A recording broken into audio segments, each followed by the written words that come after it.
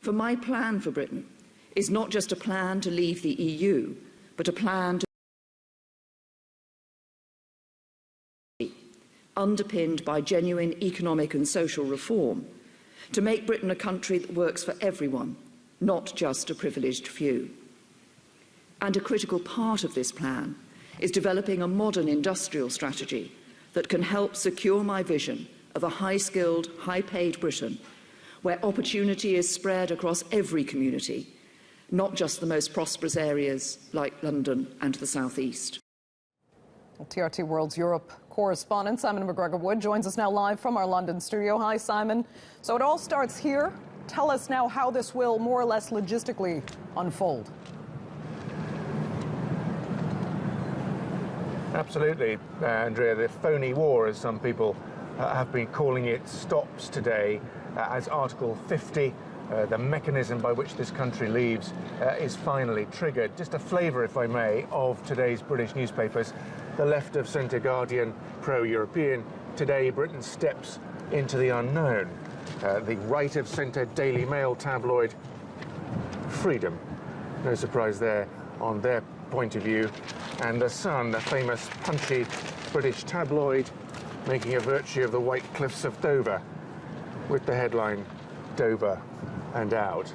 In terms of the details, the choreography, the rather theatrical choreography of this day, Andrea, 12:30 London time is the key moment. It's when the British Prime Minister Theresa May stands up behind me in the House of Commons and speaks to the members of Parliament there, a statement basically announcing the triggering of Article 50, and we hope thereby to get some impression of what is in that famous letter. The letter itself was taken by a British official with a security guard overnight to Brussels. It's now in the hands of the UK's ambassador to the European Union, Tim Barrow, and at more or less the same time, 12:30 in London, 1:30 in Brussels, he will hand that letter to the President of the European Council, Donald Tusk, and the deed will thereby be done.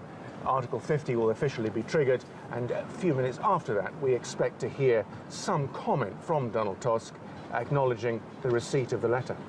Okay, Simon, then further down the line, in terms of the negotiations, there's a 2-year limit here. Is that enough time, and what will be the priorities?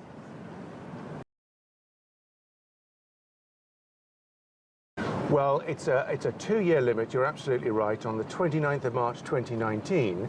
Unless everyone agrees to extend the deadline, this country will leave the European Union. Under what exact circumstances, of course, is the big question.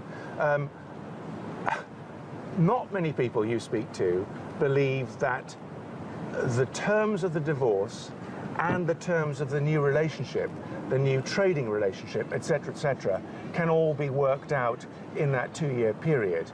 I think it is ambitious but possible that the terms by which this country leaves the European Union, the so-called divorce arrangements, might be worked out. But I think lots of people think that the future relationship, how this country will trade with Europe, will take many years more. In terms of what's on the table first, I think that the key things that both sides will want to negotiate successfully to begin with are the status of European Union citizens in this country, of which there are about 3 million, what happens to them, and also what happens to the almost 1 million British citizens currently living in Europe. Very sensitive areas. The other very sensitive area is the so-called bill. How much the UK will have to pay in terms of the commitments to European projects it's already made. That could be a very difficult bone of contention because big numbers are being bandied around, as many as at 60 or 70 billion dollars, for example. That's got many MPs behind me in the House of Commons very hot under the collar, I can tell you. So those are some of the key issues that I think will be on the negotiating table first. If those can be negotiated in good humour and in a positive spirit, the negotiations that follow may be conducted in a similar way. But I think those two big issues up front could determine how the rest of the negotiating process unfolds.